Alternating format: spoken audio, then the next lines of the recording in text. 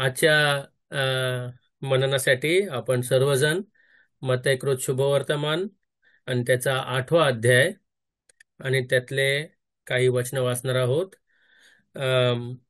18व्या वचनापासून 27व्या वचनापर्यंत मी वाचत आहे. तुम्ही सर्वजण लक्ष द्या. आपल्या आपल्या शास्त्रामध्ये स्वतःहून पण वाचा.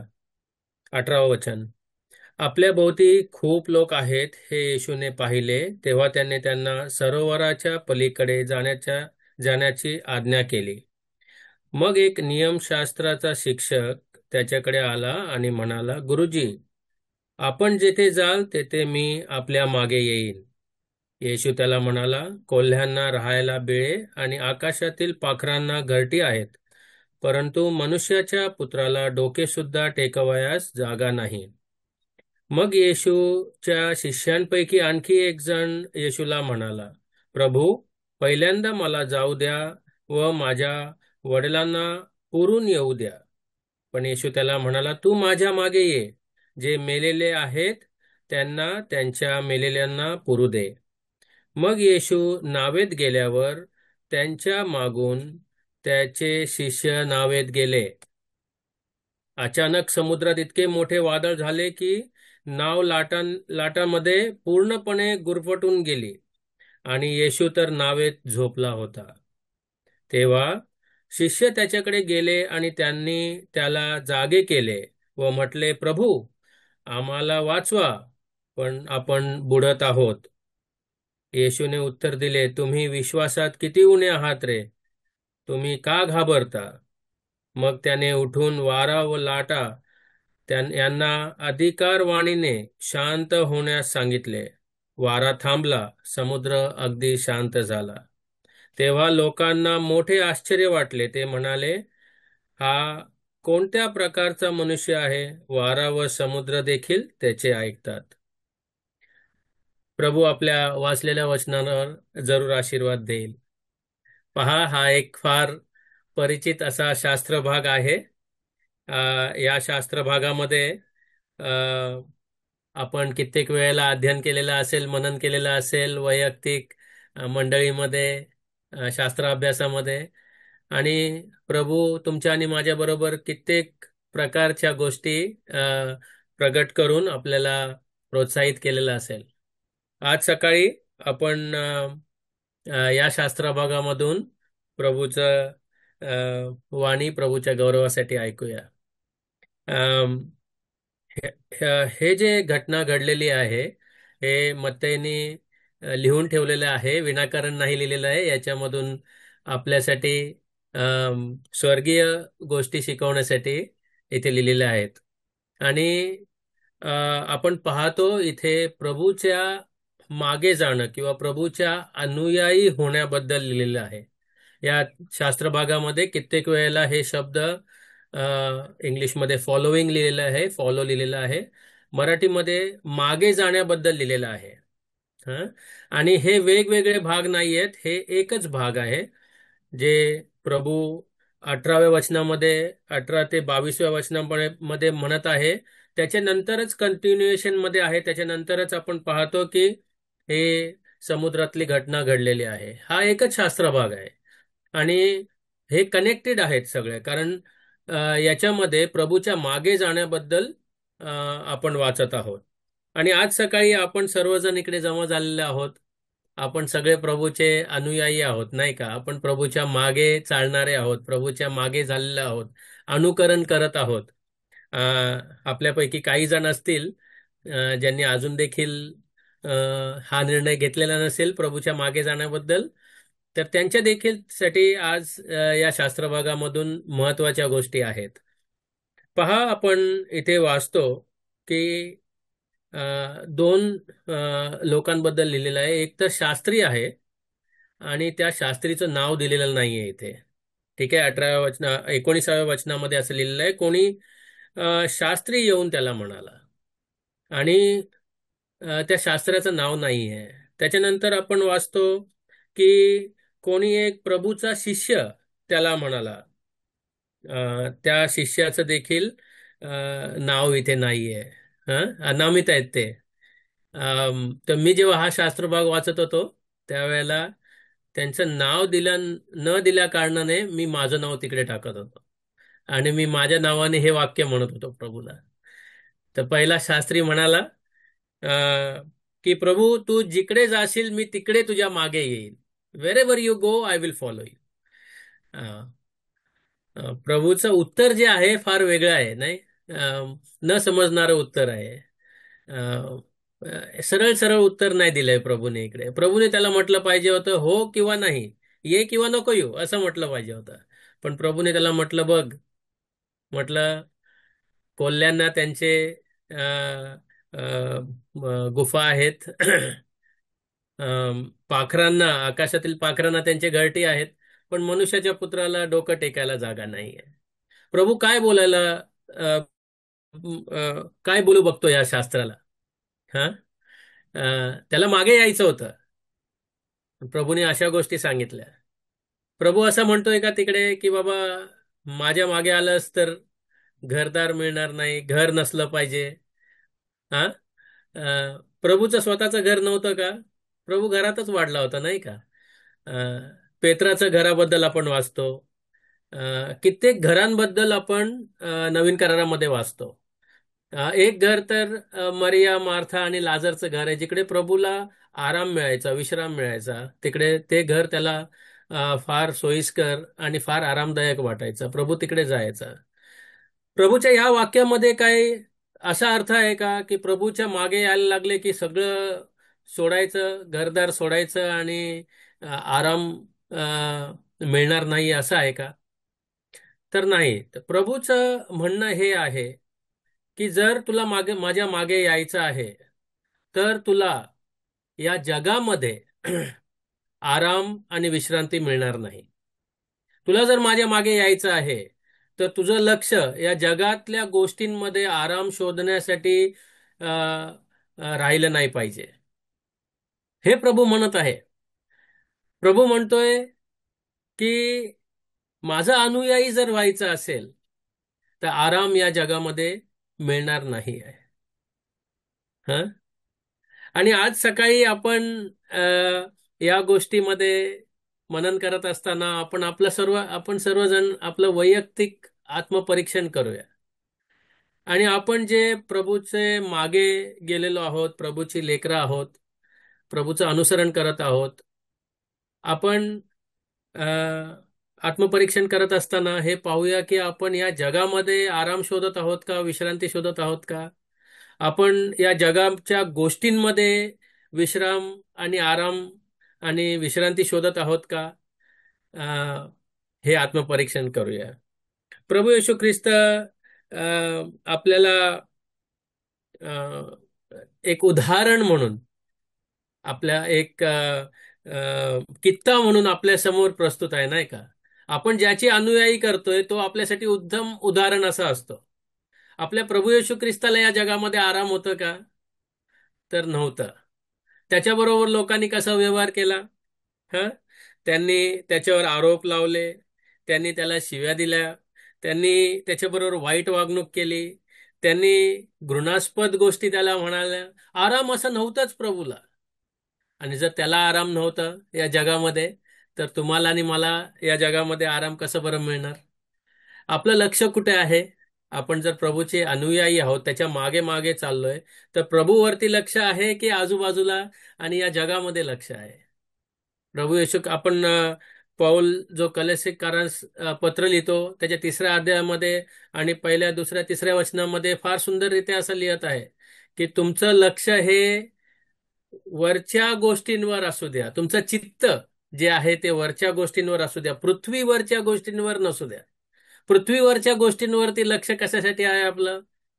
इथल्या गोष्टींमध्ये आराम आणि सांत्वना आणि विश्रांती ह्या गोष्टींसाठी आहे, पण मिळत नाहीये. आणि मिळाले तरी क्षणभंगूर आहे, नाही का? दुसरा एक शिष्य ज्याचं नाव नाहीये, तो आला प्रभूला, म्हटला, प्रभू मला तुझ्या मागे यायचंय, पण माझ्या वडिलांना मला पहिलं पुरू दे. तो वडील मेलाय की नाही मेलाय अजून माहिती नाही आपल्याला, पण तो प्रभूला म्हणतोय पहिलं मी त्याला पुरतो, एक माझी जिम्मेदारी आहे, मला ते पुरायचंय त्याला. त्याला पुरून झाल्यानंतर मी तुझ्या मागे येईन. प्रभू म्हटलं नाही, माझ्या मागे ये.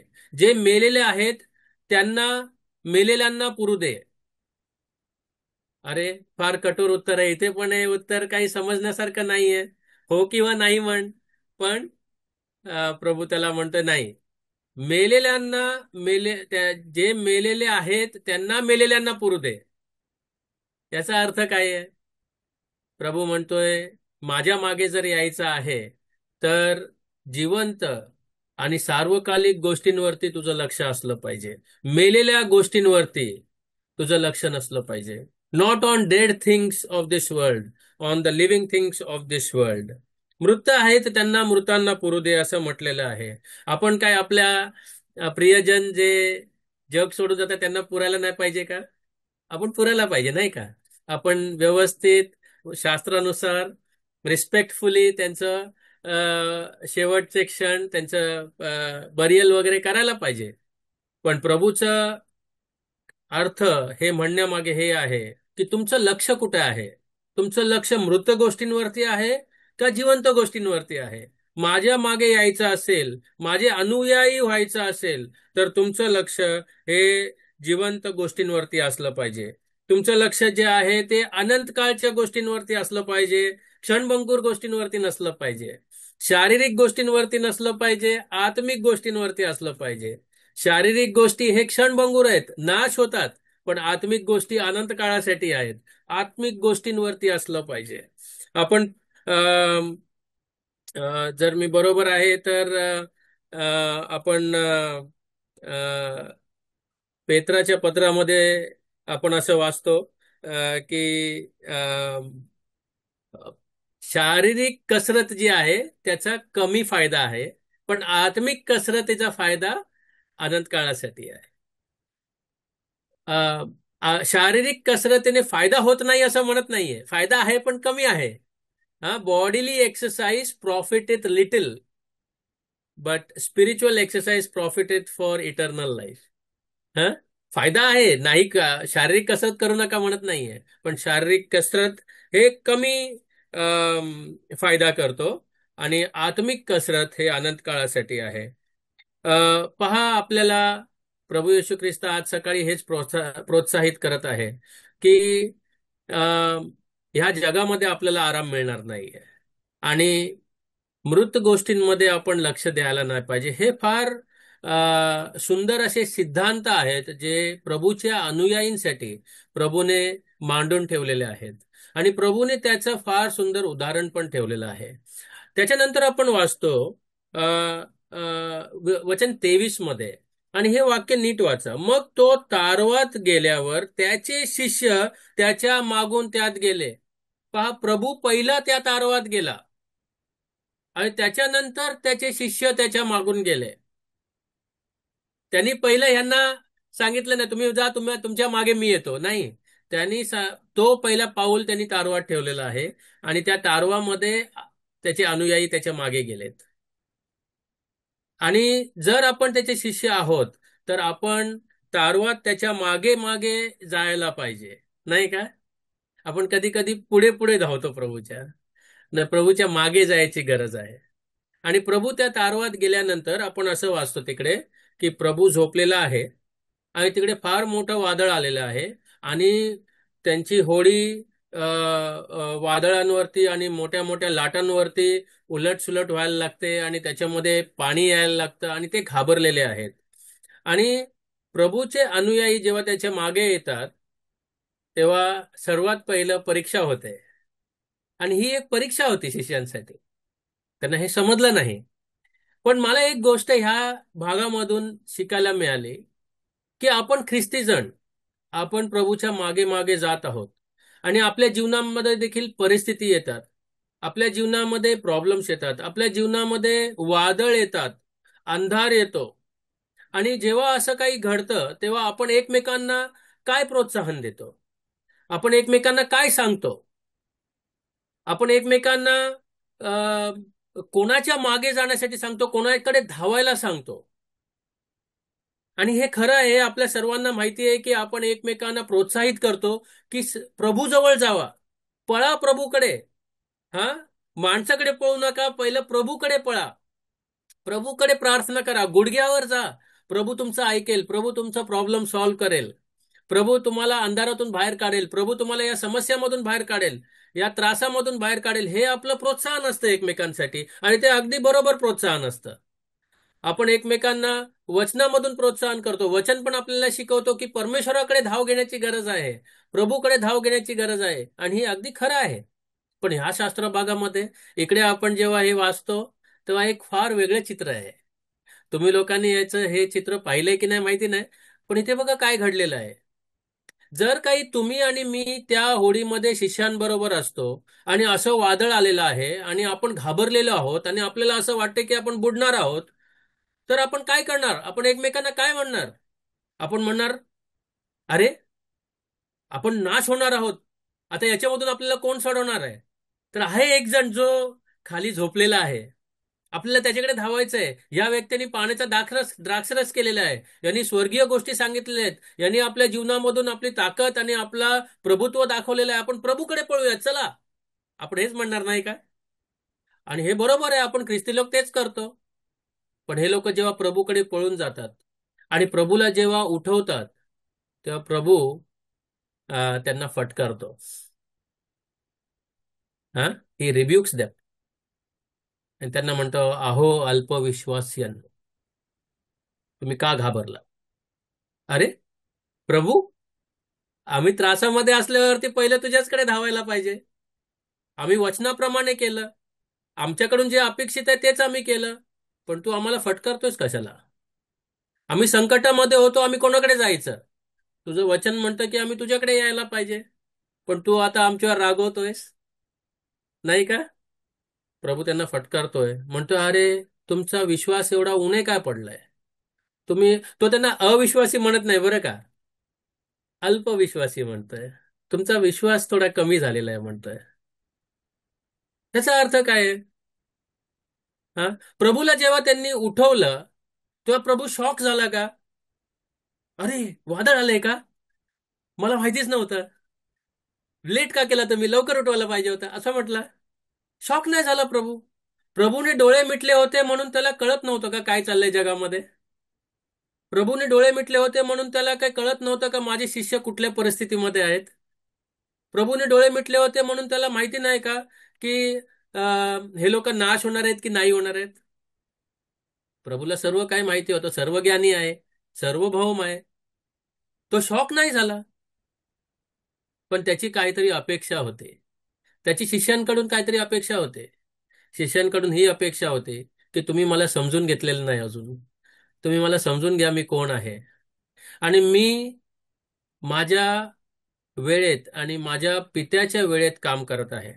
मी या जगामध्ये एक एका कारणामुळे एका मोठं काम करण्यासाठी आलोय, आणि ते काम झाल्याशिवाय माझा काही नाश होणार नाहीये. ते काम करण्यासाठी मी आलोय आणि माझं लक्ष त्या कामाकडे आहे. माझं लक्ष जे आहे ते वधस्तंभाकडे आहे. या पाण्यामध्ये बुडण्यासाठी मी आलेलो नाहीये. या समुद्रामध्ये नाश होण्यासाठी मी नाही आलेलो आहे. मी आलोय त्या वधस्तंभासाठी. तुमचं लक्ष कुठे आहे? माझ्या वेळेत, माझ्या पित्याच्या वेळेत मी काम करतो. हा, मी नाश होऊ देणार नाहीये, कारण प्रभूनेच सांगितलेलं नाही का 18व्या वचनामध्ये. त्यांना आज्ञा दिली, चला आपण पलीकडे जाऊया. पलीकडे जाऊया याचा अर्थ काय आहे? समुद्राच्या खोलात जाऊया असं आहे का? नाही, पलीकडे जाऊया म्हणजे पलीकडेच जाणार आहे. हा, वादळ येऊ द्या, होडीचे तुकडे होऊ द्या, तरी चालेल, पण मी तुम्हाला पलीकडे नेणार, हे त्याचं आश्वासन आहे. आणि आज आपण त्याचे अनुयायी. आपल्या जीवनामध्ये वेगवेगळे परिस्थिती येतात, आपल्या जीवनामध्ये वेगवेगळे समस्या येतात, प्रॉब्लेम्स येतात, आजारपण येतात, नाश जवळ वाटतो, अंधकार वाटतो, काही उत्तरं मिळत नाहीयेत. पण आज सकाळी आपण या वचनामधून प्रोत्साहित होऊ द्या की प्रभू त्याच्या वेळेत त्याचं काम करत आहे. प्रभू डोळे मिटलेत म्हणून त्याला काही कळत नाही असं नाहीये. प्रभू तुमच्या आणि माझ्या समस्येने शॉक होत नाहीये की अरे माझं शिष्य किंवा माझी लेकरं अशा समस्येमध्ये आहेत, अशा प्रॉब्लेम मध्ये आहेत. त्याला शॉक लागत नाही. हा, त्याला बरोबर माहिती आहे त्याची लेकरं कुठल्या समस्येमध्ये आहेत. आज सकाळी आपण ह्या गोष्टीचा विचार करूया. पहा, जेव्हा प्रभू येशू ख्रिस्त त्या वधस्तंभावर होता तेव्हा परमेश्वर पित्याला शॉक नाही लागला. अरे माझा पुत्र या वधस्तंभावरती, आता काय करायचं, असं नाही.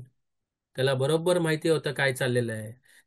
अगदी इन द राईट टाइम तो तुमच्या आणि माझ्यासाठी वधस्तंभावरती मेला, असं वाचतो आपण. राईट टाइम मध्ये, प्रभूच्या परमेश्वराच्या वेळेमध्ये त्यांनी तुमच्या आणि माझ्यासाठी त्या वधस्तंभावरती आपला प्राण अर्पण केला, राईट टाइम मध्ये. मागे नाही, पुढे नाही. आज आपण सगळेजण इकडे बसलेलो आहोत, हे परमेश्वराच्या आणि प्रभू येशू ख्रिस्ताच्या राईट टाइम मध्ये बसलेलो आहोत. भले आपण सगळे आपल्या इच्छेने आलोय, पण प्रभू येशू ख्रिस्ताच्या राईट टाइम मध्ये आपण इथे आलेलो आहोत. आणि तीन गोष्टी लक्षात आपल्याला ठेवण्याची गरज आहे. आपण जर प्रभू येशू ख्रिस्ताचे अनुयायी आहोत, तर आपण या जगामध्ये आणि जगातल्या गोष्टींमध्ये आराम आणि विश्रांती नाही शोधणार. आपण मृत गोष्टींमध्ये आपलं आनंद आणि आपलं सॅटिस्फॅक्शन जे आहे ते आपण शोधणार नाही. मृत गोष्टींमध्ये आपण लक्ष टाकणार नाही. आपण जिवंत गोष्टींमध्ये, अनंत काळच्या गोष्टींमध्ये आपण आपलं लक्ष टाकणार. आणि तिसरी गोष्ट, आपण प्रभूला झोपू देणार. प्रभूला झोपू द्या. Let the Lord sleep. तो त्याच्या राईट टाइम मध्ये राईट गोष्टी घडवेल. त्याला जागवल्यानंतर देखील त्यांना असं नाही म्हटलं की अरे मला झोपू द्या, कशाला उठवलं मला, तुम्ही त्रास सहन करा, मी तुम्हाला त्रास सहन करण्यासाठीच या वादळात आणलेलं आहे, असं नाही म्हटलं, नाही का. मला थोडंसं मजा घेऊ द्या, तुम्ही कसं काय रडताय आणि हे करताय ते बघू द्या, असं नाही म्हटलं. त्यांनी उठलं आणि वादळ शांत केलं. त्यांनी केलं शांत. पण त्याची इच्छा ही आहे की आपलं विश्वासाची कसरत आपण प्रभूच्या वेळ येईपर्यंत करण्याची गरज आहे. आताच्या या 2025 मध्ये या जगामध्ये जे वादळ चालू आहे, ते आपल्याला संकेत देत आहेत की प्रभूची वेळ जवळ आलेली आहे, प्रभूचं आगमन जवळ आलेलं आहे. आपलं विश्वासाची कसरत, आपलं विश्वासाची वाढ व्हायला पाहिजे.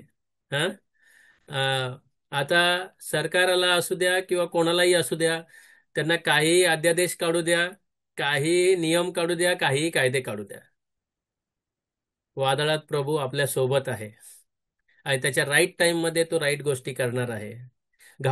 तुम्ही का घाबरलात म्हणून प्रभू प्रश्न विचारते, का घाबरलात, मी आहे ना सोबत, आय एम देअर. हा, विश्वास कमी का झाला, उन्हे का पडले, मी आहे ना. तो राईट टाइम मध्ये राईट गोष्टी करणार. तर आपला विश्वास बळकट होऊ द्या. आणि ज्यांनी कोणी प्रभूवर विश्वास ठेवलेला नाहीये, मी तुम्हाला सांगायची माझी जिम्मेदारी आहे, त्याच्याशिवाय तुम्ही वादळामधून बाहेर पडू शकणार नाही. त्याच्याशिवाय तुमच्या जीवनातलं वादळ कोणी शांत करू शकणार नाही. त्याच्याशिवाय तुम्हाला आनंद काळाचं जीवन कोणी देऊ शकणार नाही. तर जर तुम्ही प्रभूचे अनुयायी झालेले नसाल, प्रभूला स्वीकार केलेला नसाल, तर आज तो दिवस आहे, आज सकाळ ही वेळ आहे. प्रभूला स्वीकार करा, आपल्या अंतःकरणात घ्या, अनंत काळाच्या जीवनाचा आनंद घ्या.